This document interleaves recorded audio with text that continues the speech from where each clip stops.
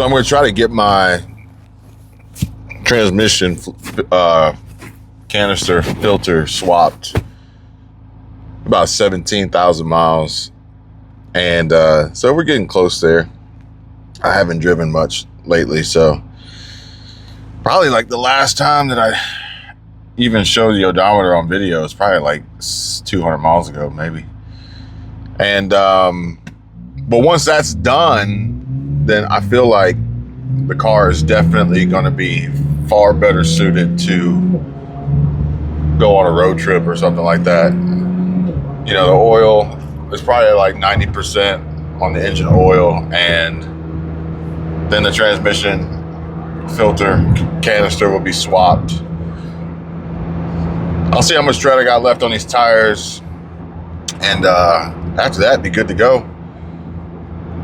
My back driver's side is holding steady now, but it likes to drop pressure more than the others, but nothing crazy. And yeah, we'll be road trip ready at that point. I think the only thing else that would make this more road trip ready would be like a roof rack to put like a Alpine box up there. That would be badass, but I'm not willing to go through all the effort that it would take to rig up a custom fit for that. But you know, I want to share with you guys what I think might be the best modification, which is really kind of strange because it's kind of hard to show it to you, but it really dawned on me the other day because I was driving the car, which granted, you're going to see some clips of the car that the car is dirty, okay? I did kind of wash it the other day. I sprayed it down and then I rinsed it off. It was just like a touch-free foam Cannon wash, but as I was driving the other day and I looked out my window, looked in my mirror here, and it dawned on me. And honestly, I gotta say, it is the best modification I've ever done to any car. And in fact, the only modification that I've done to this car, despite the fact that, you know, I said when I bought it, I wasn't gonna modify it. This car may need a driver modification. I'm not sure what just happened there.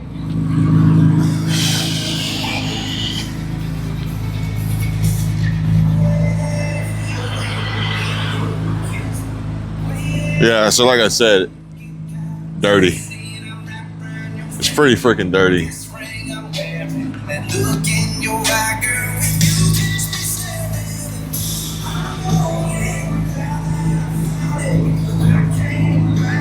And this kind of dawned on me, talking about something you can't see. I had somebody, they asked me yesterday if it was a Z06, and I understand today now why they asked that, because I forgot. I took off the badge.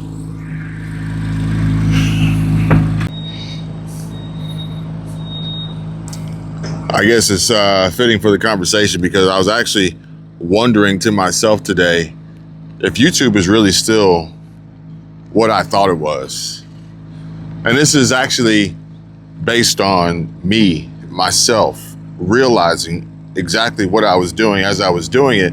And I started off watching a seen through glass video and a 500-mile road trip in a 300 or 360 challenge Stradale, and ended up getting a little distracted, sidetracked, and I ended up doing some work and caught myself listening to the video rather than watching it. And then depending on, based on what he was saying, what he was talking about, the car he was describing, I would then go back to the video, try to catch it or even rewind it. Are we still watching YouTube? Or are we really listening to the stories that are being shared and told on YouTube? Like, for anyone to actually truly watch YouTube, maybe the video needs to be 100% no talking. And therefore, you have to watch it in order to extract everything from it and not get comfortable or complacent in just listening. Now, granted, there's nothing wrong with listening, as I realize we're multitasking. Some folks are at work. Some folks are driving and they just want to listen to a podcast, for example. But the reason why I ask is because the modification I want to show you, it's almost invisible. It can't be seen, which drives the philosophical question of, does it really matter what we're looking at?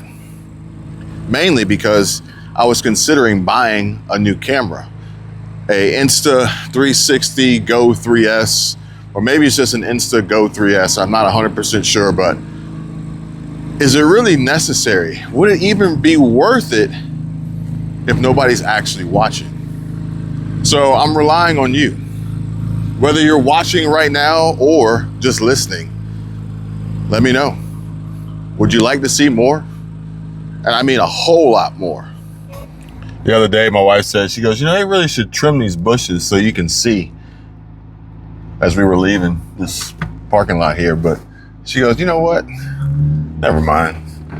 Nobody's car is as low as yours. Regular cars can see just fine. Well, here we are, folks. And the modification that I want to show you is actually, you know what? I gotta thank Will Motivation. Ironically, that name, I don't know how many years that name is old, but it holds true. And I'm not gonna lie, guys, I love this freaking car. And I don't really know too many people who would argue. I don't know too many people who would disagree. And in fact, who we met yesterday, his name was Kevin. And Kevin, he puts together car shows for Third Planet. And he was telling me about a lot of different folks and a lot of different cars. And one in particular drives an Aventador. And he was saying how he had an Aventador and he had a C8 Stingray, I believe, C8R, and a few other cars. And I'm thinking, to own an Aventador and a C8 of any variant, I think that says a lot, don't you?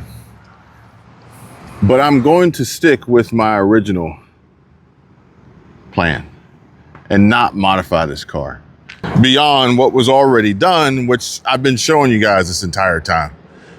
But Will Motivation, he lowered his, the Torch Red on Adrenaline Red. I mean, it's a sick combo, it really is. But I've just continued to grow more and more of an appreciation for exactly the way that this car has come, or at least this one spec'd from the manufacturer, from GM and Chevrolet and their Corvette team. And the simplicity,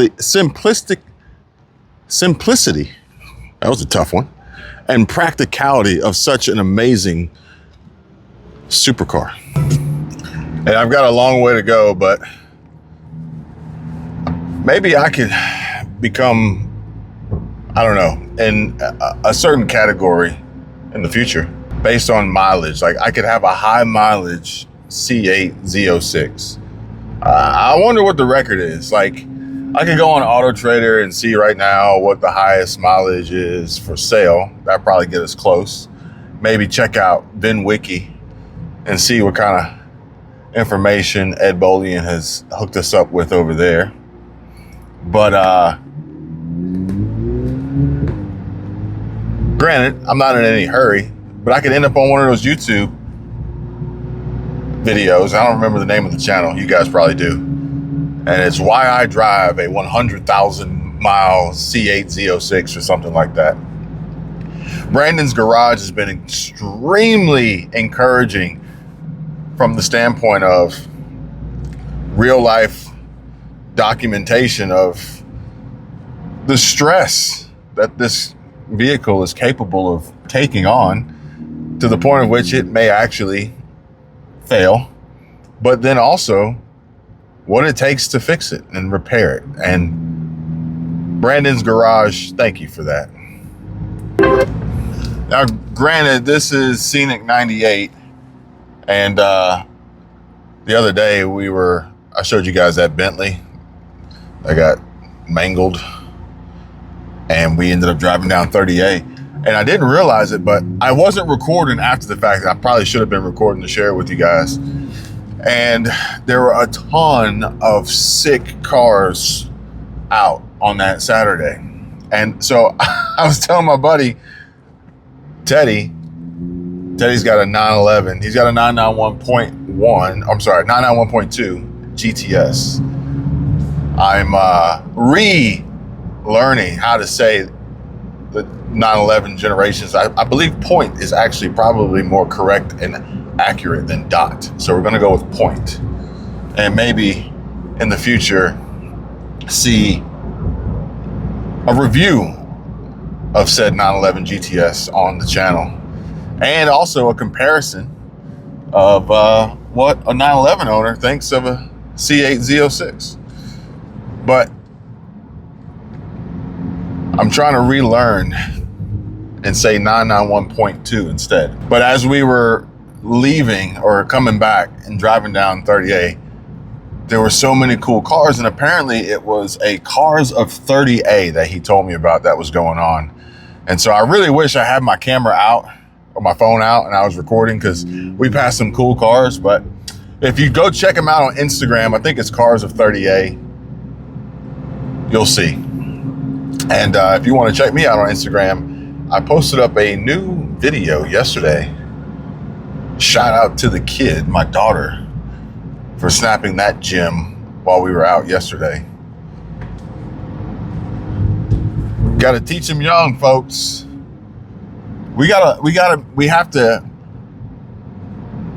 pass on and down our love and enthusiasm for these cars, or else we will lose them. I think this truck full of kids in front of me has an enthusiasm for cars too. And just riding in the back of trucks. Like, how cool was it as a kid just riding in the back of a truck, you know? And apparently it's fall break. And so we've got a influx of traffic here. But I'm really kind of looking forward to the tourism being over and having these roads, in theory, to ourselves. Granted, it is Sunday. It's a beautiful day. And I don't think there's any school tomorrow on Monday. So this 3-day weekend has gotten people out of their house, out of their state, probably traveling down here, soaking up the sun, hitting the beach, getting some, depending on if you know where to go, decent food and not overpriced, watered down souvenir cup drinks. And if I got any new drivers out there, any training lessons going on, driver permits, come on down. Drive this stretch. Your head will be on a swivel. Try not to hit other cars and other people just darting across the street. But what I'm hoping to catch here is another Z06, because, you know, Kevin yesterday, he asked me if I knew anybody else with a C8. And I was like, well, no, actually I don't know anybody else around here. I don't know anybody. Actually, I know one person in Atlanta, Randy. He's got a white C8 Stingray. But I don't know anybody else with a C8 of any variation. Stingray, E-Ray, Z06, ZR1. We've exchanged some niceties on Instagram. Wheeler and I, Will Motivation now, owner of a C8 Z06. And there's a purple one that I see all the time on Instagram and TikTok. But besides that, I don't really know anybody. But I was telling my wife that I've seen a red one and it was super clean. And it dawned on me that I would see it parked over here. And sure enough, as I'm trying to show you guys today, it's not here. But normally there's a red Z06. He gets a front spot right here with a Z07 package. And yeah, super clean. I think there's a black one that rides around here too. And 2 white ones. I've seen one Seawolf Gray, but only once. So I don't know if it's a regular of the area. All right, guys, I gotta wrap this up because this was only supposed to take me like 5 minutes and I've been gone for like 2 hours already. And my wife's like, are you coming back? We got plans today. We need to get on the move. We're hosting a little party tonight. So yeah. Big shout out to Ed, the Factor. Really, really getting my head back in the game. And thanks for the talk. Great chat. Looking forward to more. Maybe we can organize and plan a cruise down the PCH. But here it is, folks. This is it. This is it, folks. So I'm driving, and I'm looking in the mirror, and it kind of like, my heart kind of sunk when I thought about it. And I thought about when I looked in this mirror, looking back down a body line of a car, as I have in the past, and seeing imperfections, swirls, blemishes, whatnot. And then I realized I never have to worry about that ever again. Besides the fact that washing this car the other day, which I didn't really actually wash it, but it's still better than it was. Just a touchless wash with a foam cannon can actually bring it back to life, to the point of which I don't feel super ashamed driving it and having 30 pounds of brake dust caked on the wheels. Side note, the wheels are ceramic coated, so that helps with that as well. But the PPF on this car simplifies, it makes my life easy. But it also is the new exterior. There's no clear coat that you can actually touch on this car anymore. And it is self-healing. It's hydrophobic. Swirls and imperfections are no longer an issue. And if they were, all I need is a little bit of heat that I could actually get from the sun. If I need more, I can put a little heat gun or a hair dryer on it. And we're right as rain. Back in business. No issues whatsoever. The best modification that I have done. The only modification I've done, and you can't even see it. But I do have to make one minor adjustment, and that is, if a modification were to be done,